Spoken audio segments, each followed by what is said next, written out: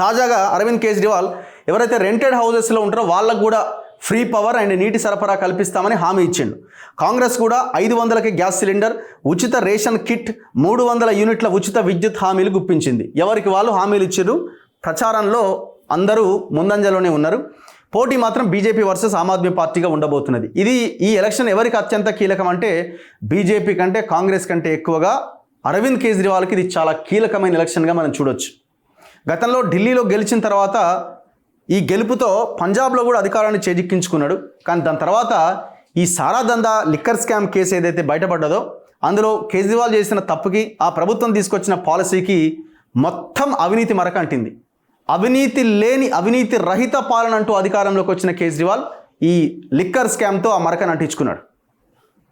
ఇప్పుడు బీజేపీ ప్రచార అస్త్రం కూడా అదే అయింది. అక్కడ ఆయన ఇక్కడ బీజేపీ దేశంలో అధికారంలో ఉన్న కేంద్రంలో